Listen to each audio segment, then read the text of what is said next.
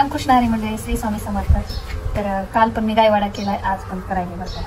आणि रोज हे 5 दिवस करते. तर गायवाडा खूप महत्त्व आहे गायवाड्याचं.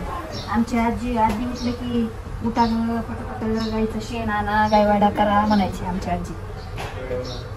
आम्ही चढावडीनं गायवाडे करायचो. आमच्या चुलत बहिणी त्यांचा छान आला की आमचा छान आला म्हणून सगळं काढायचं. गवळणी जात अशा गवळणी टोपले घेऊन शेताला निघायला. बैल असं पाणी प्यायचं, असं ढोरायला पाणी प्यायचं. हे नांद असते ना, नांदीवर अशा म्हशी गाई छान पाणी प्यायलेलं ते सगळं काढायचं.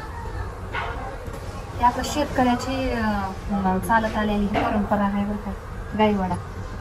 बुडत चाललंय तुम्ही तेवढं करून आलेलं ते. पण मी बघा दरवर्षी वर्जन करते 5 दिवस गायवाडा.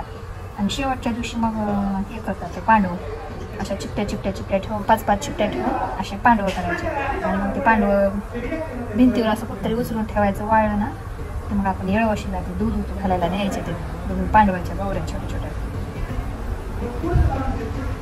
तर असं आता हे कोणी काही करणं गेलं बघा. गायवाडा म्हणजे बघा, आपल्या गायवाड्यामध्ये आपण सगळं काढतो. उतरली जातं, उकड, बाया अशा दळालेल्या कांडालेल्या, शेताकडे गुरंढोरं घेऊन जाऊ लागलेला मामा, ते असं मी सगळं काढते. त्याचा अर्थ हे की आपलं पण घर तसं धनधान्यानं गुरंढोरानं असं भरून राहू दे म्हणून हे केलं जातं बरं काय गायवाडा. असं त्याचं महत्त्व हे बघा. आता बघा गवळणी काढले मी, हे जातं काढलंय. आता हे बघा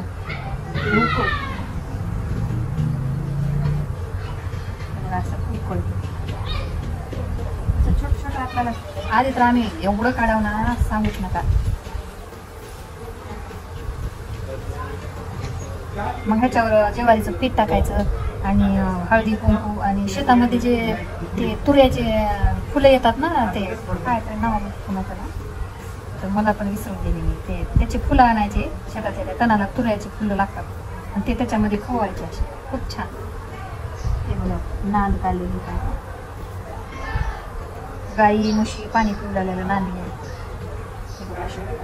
म्हशी पाणी पिवलेलं काढायचे.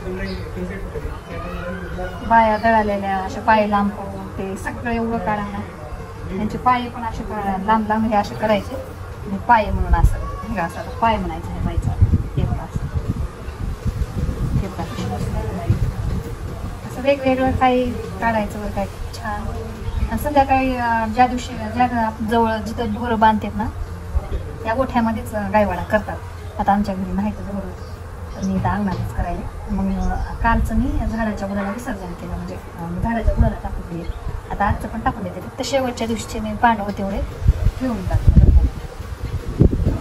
आणि संध्याकाळी ढोरं आले की हे आपोआप मोडून टाकायचे त्यांच्या पायाने. थोडं बाई बसली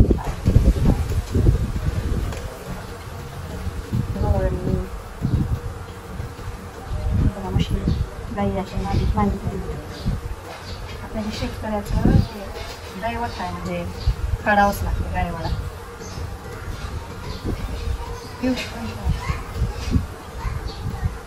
मग ती कालची वाटी आणून द्यायला पिंडू ती पिठाची आणि हळदी कुंकाचं छोटं.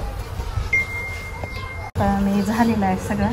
तर त्याच्यावर असं ज्वारीचं पीठ टाकतात बरं का.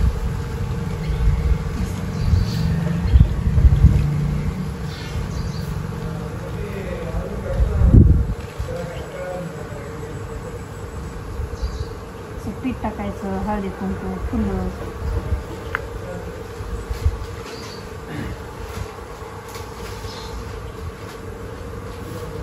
तर तुमच्या तिकडं गायवाडा नाही नक्की कमेंटमध्ये सांगा. शेवटी कसा वाटला गायवाडा ते मला नक्कीच सांगा.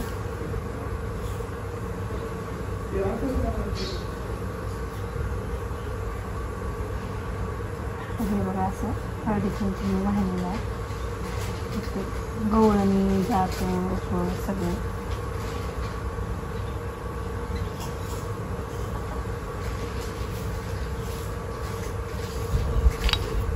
मग असे फुलं व्हायचे.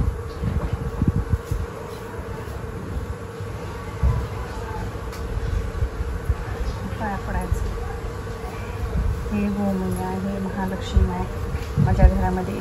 तसं तुझा गायवाडा भरलेला आहे, भरून आहे. तसं माझं घर पण भरून राहू धनधान्यानं, गुराढोरानं, लेकरा बाळांना, सुखसमृद्धीनं असं म्हणून पाया पडायचं. सोपं आहे एकदम. रोज थोडा वेळ करा. जवळून दाखव.